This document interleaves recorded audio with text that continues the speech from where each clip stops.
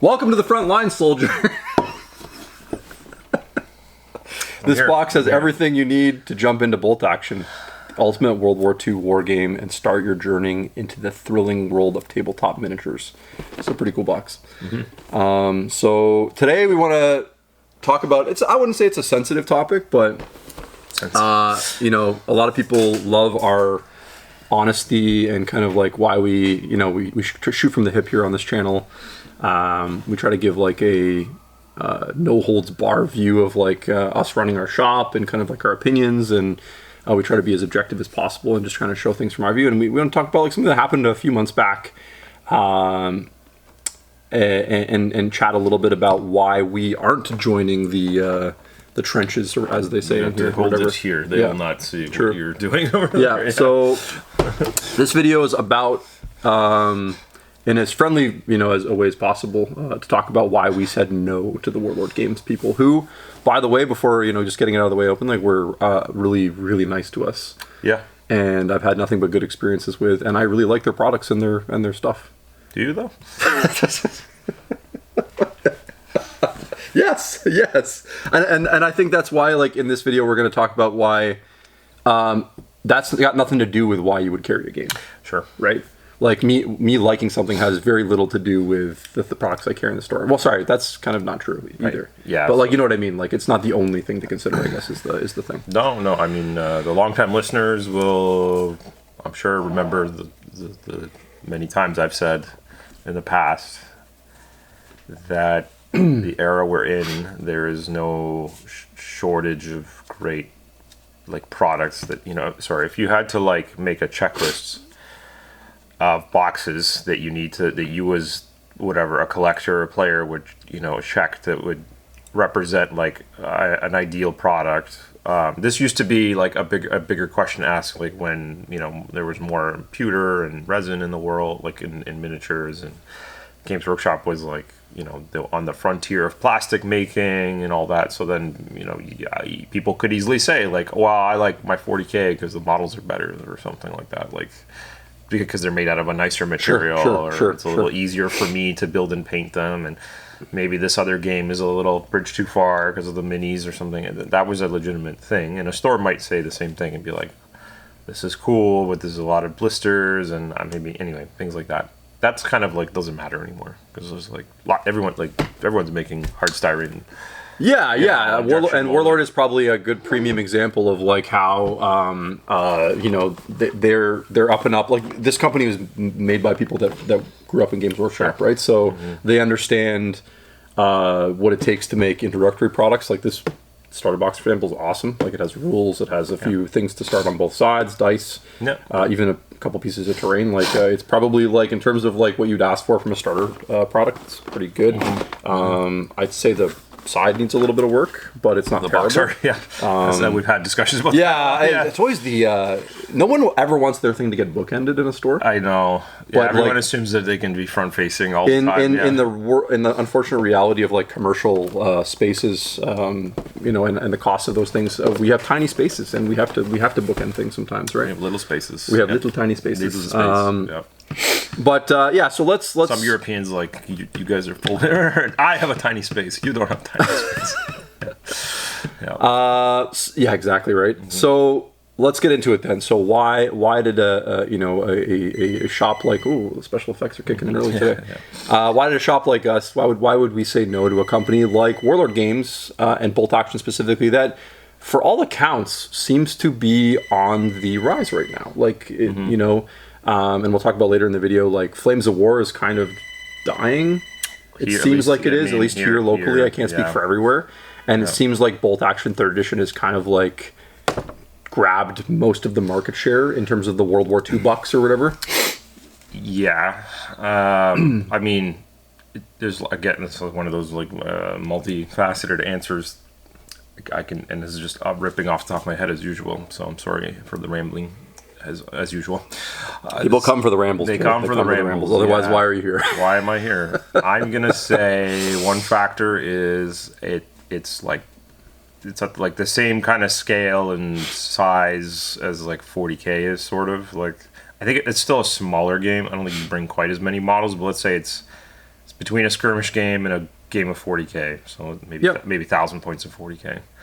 And it's No, it's not dissimilar to a 40K. you got a few platoons of guys Yeah. and some cool vehicles and things.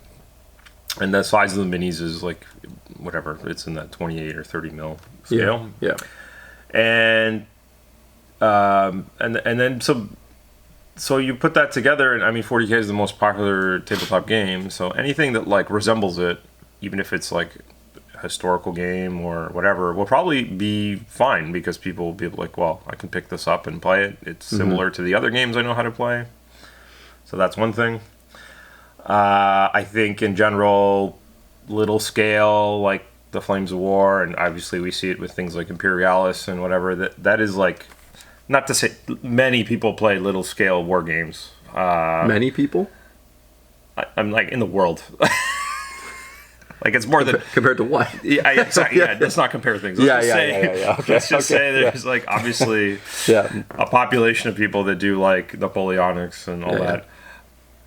From my, and this is purely like, and Chris will probably like vouch for me here, like live in person in hobby stores like ours. Now we also don't carry much of it anymore, but I get very little like no one's like really talking about it or coming in and asking me about it or saying or excited to, like people come in and they're like, I want to play 40K or I want to play Marvel or something, right? Like I guess what I'm saying is like there's just not a big, that segment of like little scale war games is like just it's a small. I see what you're saying. It's just I don't know. You don't see it in no. You just don't see it come up a lot in general. I don't. Yeah. And maybe this is me in my own little world and not aware of the greater world outside. But like again, I've been to lots of big cons. I've been around the hobby for so long, and that's always. Look, I think your point is well made. Where like if 90+% of people start with Games Workshop, and I think that's probably still a true stat based on how things go. Yeah. You kind of have like what a normalized kind of like this is what it's supposed to look like. Yeah. Size scale wise, Sure. right? And to change the scale, it kind of I don't know. It's not going to be for everybody, right? Yeah. Yeah. So and the game is a little different. So anyway, so I think you have like the overall like lack of popularity of little scale, and then having products that like look like 40K being important. Now, this is like a pretty disjointed anyway. People are like already turned this off, but I think other reasons would be that again I don't see the same enthusiasm or like excitement around like historical games in general right now. We talked about this in a video before. Yeah. Could be a couple things like even modern war game, whatever you want to call it, like things like Cold War or current year. Like I think I don't know. People seem to be more interested in the sci-fi and the fantasy more. Well, there was an era. Yeah, there was when it was like really big. I think for Chris and I, we remember like I don't know, late '90s into like 2010s. It was like big. Like lots of people were making games built around World War II. Think about it, right? Like, and we talked about this before too. Is like think about the movies and shows that were coming out. Yeah. Right. You had like Saving Private Ryan. There was a moment where like Brothers. every big movie was you know, and look, the whole World War II setting, obviously, in terms of like a war game, is in theory a match made in heaven because you have like quote good guys, bad guys. You have like neutral guys. You have like so many cool pieces of equipment and whatever. If you want to explore, excuse me, like what that would look like as a spectacle.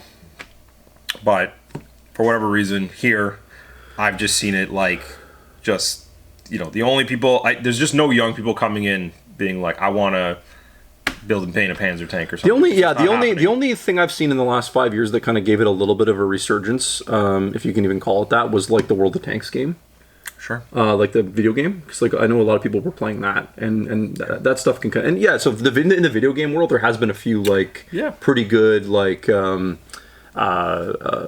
video games that I think that have kept it kind of going, if you will. Yep. But like to your point, I don't know that young people are playing those games. I think maybe they're 30, 40-year-olds are playing those video games. And that might have been that could be something that's always been the case potentially. Right. But then again, I don't know. Again, this is bias, but I remember we were in our like early 20s and really enjoying that setting.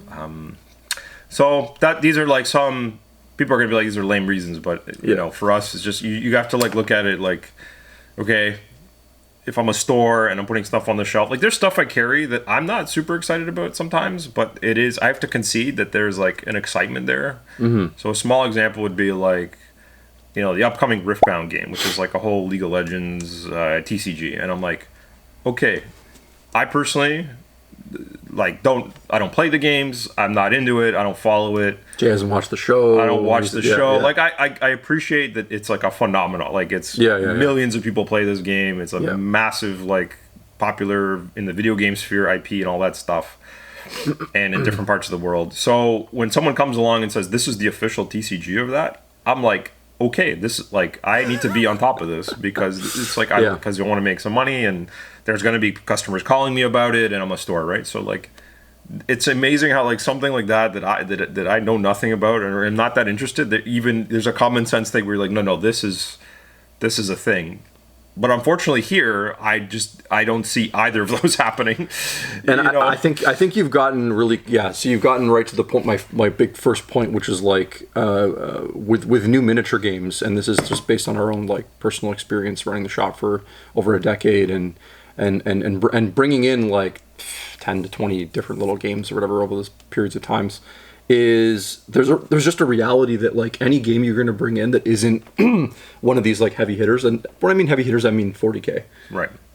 Because you could even make the case, this is true about AOS, this is true about Infinity, the other games we have, is that they're going to require a lot of effort and energy to like actually get going in your shop.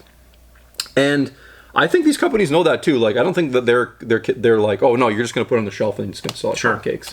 I don't think that they're even trying to sell you on that. I think they're like, we know what, we're going to give you support. We're going to help like figure out how we can run demo days and how we'll give you some product support or whatever you need from us to help to do that.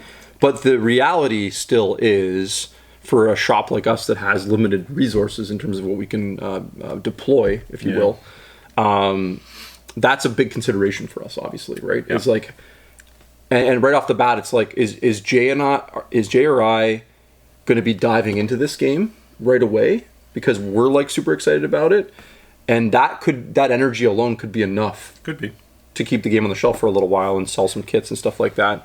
But being the two old men that we are now, we're not 25 anymore like we were when we used to play like 6, 7, 8, 10 miniature games all at once.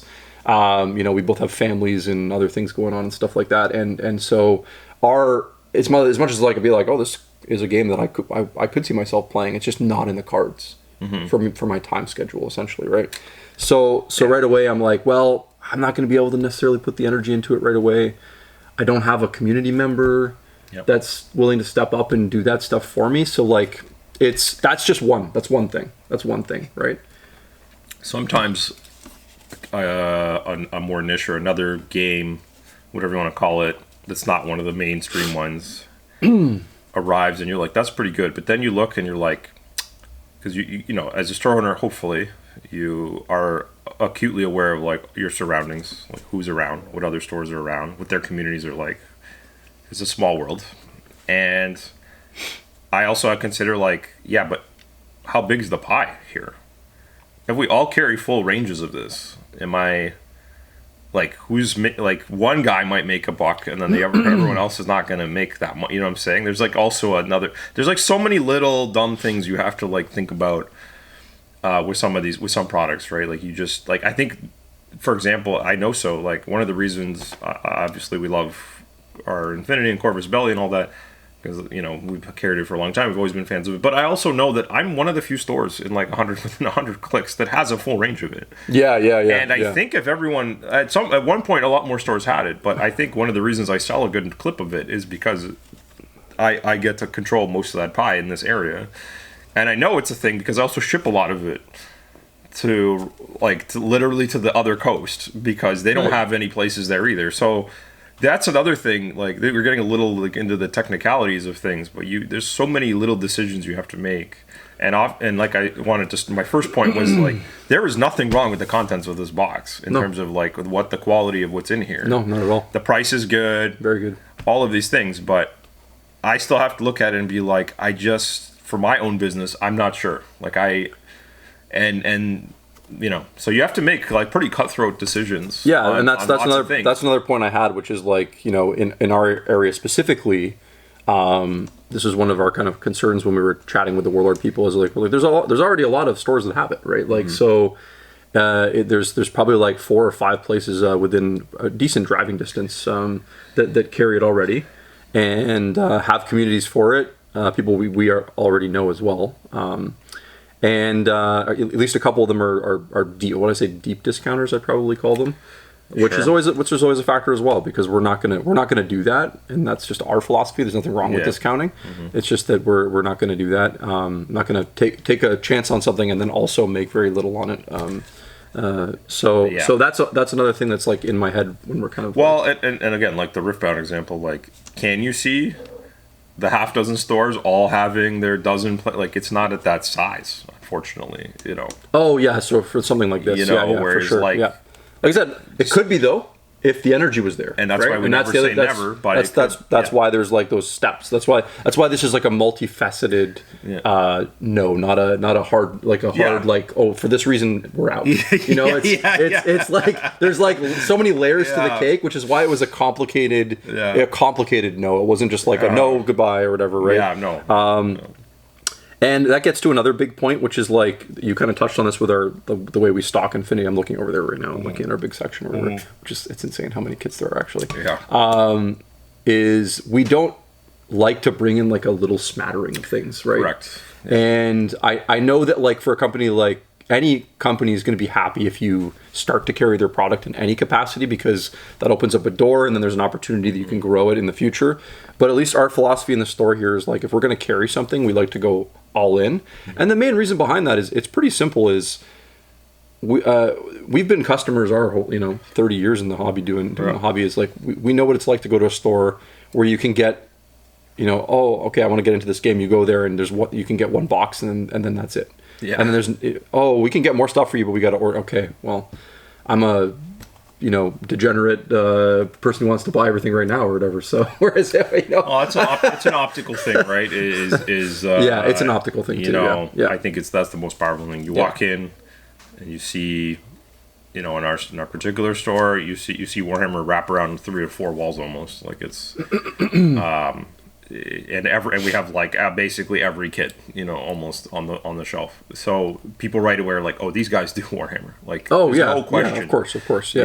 And then they know, regardless if they get something that day or not, they didn't know like this place I can rely on. I can come back and it will have. Similarly, when you walk in and whatever game it is, if you see, it's just like so obvious. If you come in and you see blisters in like.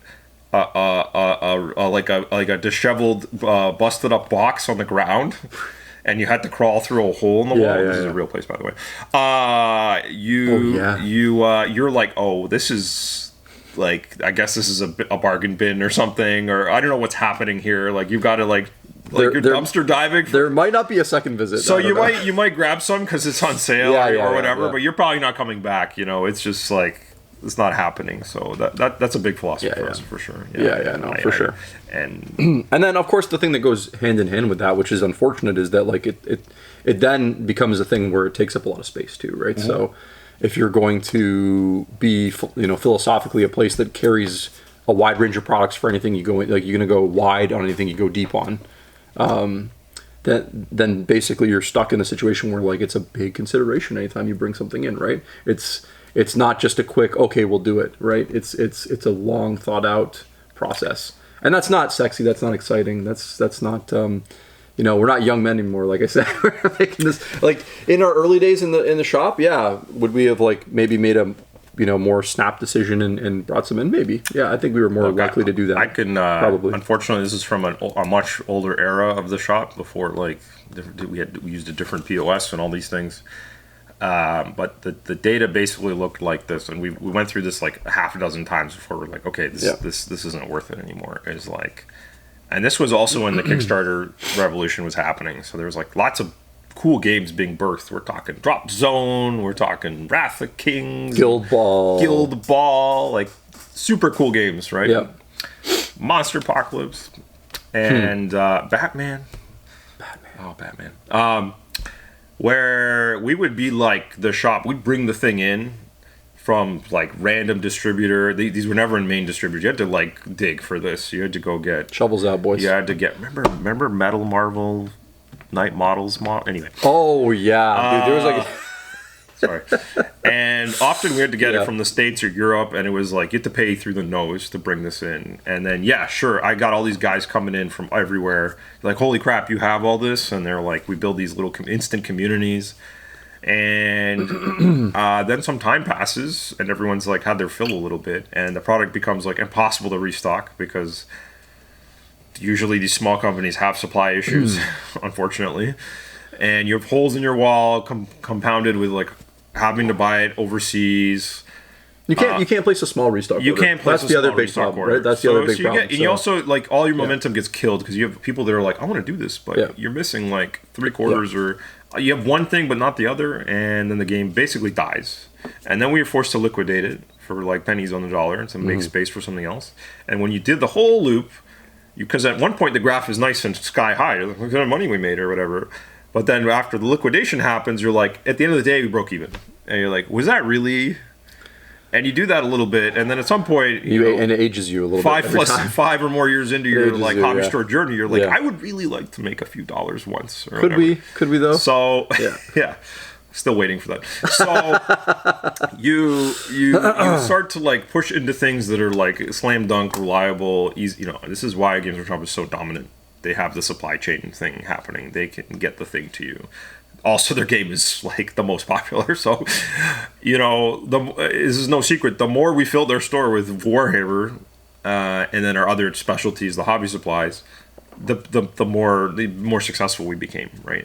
And not to say we don't take chances on some things, like Star Wars is a Shatterpoint, but you are less likely to Shattering Profits. You are less like that's a good one. You're less likely to do these things. You're just kind of like you've just been through the ringer a bit, so you're just less. You're more likely to just take the more surefire, long, things that will have all this the more the stronger base, the foundation. So again, that actually has nothing to do with these guys in particular. No, but. The point is just like they unfortunately, these wonderful people at Warlord, they had to deal with 11 years of our baggage, basically. On the phone, you know what I mean? Like we're damaged. We're so damaged, right? Like, and that gets to our last point, which we'll mention here in garbage time, which is we touched on a little bit already, but like I'd say probably the single biggest factor is that we had just been liquidating our Flames of War section. Yep. So we were literally giving away. Flames of War stuff, and we're talking like $10,000 probably of Flames of War stuff that we had on our shelf. It was an entire huge section of our store for nearly 10 years. Because there would be months where we sold zero. Which sucks because we actually really love Flames of War. Sure. So that was the I don't know, fifth reason or whatever. Once again, nothing to do with the Warlord people, nothing to do with anything they did. In fact, they were like, willing to bend over backwards. This is the short answer, which you could have just said is right now is just not the right fit. Yeah. This doesn't fit. Yeah, it didn't fit. It didn't fit for us. For us specifically, yeah. And there's other like companies, Night Models, etc., where it's like even worse or whatever. It's like way worse. Yeah. No, because with the Warlord like people, like we ended that conversation and it was sort of like, oh, we'll talk again soon or whatever. And I actually legitimately felt like that was the case. With other companies, it's like I don't want to carry your stuff. I don't want to ever want to hear from you again. Yeah, right. Like it's so it's and as I said, ending on a positive note, it does really actually seem like they're doing really well right now, and they're in a bunch of stores in our area, like I said, and people seem to be playing it. So I mean, like, it's good. This is not a problem. I'll probably say the same thing about Parabellum and Conquest. Yeah. Put them in the same category. I can have literally the same discussion about that. So it's.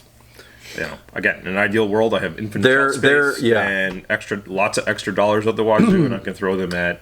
It's funny. It's funny actually how similar those situations are because, like, especially for us, because like Parabellum's hang up isn't even something that like they did wrong either, which is just like the fantasy like inheriting that baggage of the fantasy community because they made a square-based fantasy game. And then peaking right when Old World came back out. So like, yeah, it's a very not to insult any. Well, let's say when nobody's watching. It's a small market now, like square-based fantasy or whatever. I know, ooh, shooting up the wrong tree there. It's a small market. Supposed to be only positive, it's a small Chris. market. It's counting, Jay. It's not like I'm not talking fantasy here. You know, it's like I'm just saying objective things. It's a small market. And there's like so many players in it now. That's the thing that like scares me about those things, right? It's scary. It's a lot of people splitting like a smaller miniatures market. So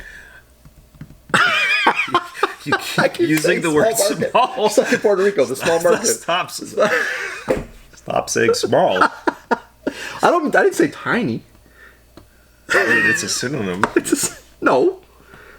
Is it? Tiny? Small? Tiny is much smaller than small. Much smaller? Yeah. Like if you're like that guy's small. Are you saying you're like small? that guy's tiny? Are you saying? Well, usually that means he's big. Actually, here's the question. Are you saying SMAL or are you saying Small? SMOL? Somebody on this video. It's funny how like every couple months I have to do like an apology video for that. I feel like this is gonna happen again now. Yeah, we had a pep talk that this was gonna be. I know. No we did. negativity. We did. We're gonna just. I wasn't negative towards Warlord though. were not. I was negative towards someone else. That's allowed, right? You still had it there. You had to just put it somewhere. Hey, usually it's you. I was good. I had that one quip at the beginning. You were well that was behaved. more of a joke than Yeah. No, true. Yeah. What do you guys think? Does your local hobby shop carry any Warlord products? What's their? Do they have like a small section, a big section? Let us know a little bit about that. How do you buy it? Actually, would be a good question too. Do you buy like direct from them? Do you buy from your local hobby shop? How does that work? What's your community like? How many players? Blah blah blah blah blah. Give us the details, the juicy details. And do you think we made the right decision, or do you think we absolutely butchered it? What do you think? Because like this is the thing we'll never know. We'll never know.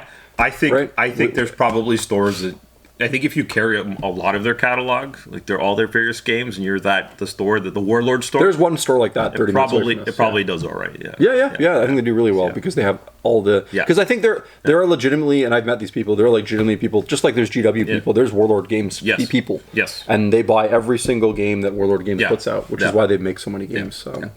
So. Anyway. Yeah. Let us know. Thanks for watching. If you stayed till this long in the video, you're an absolute legend. Thank you. Give us a like. We really appreciate it. Check out our Patreon where you can direct message us and we can talk about making different types of videos for your interests. Bye. All right. Bye.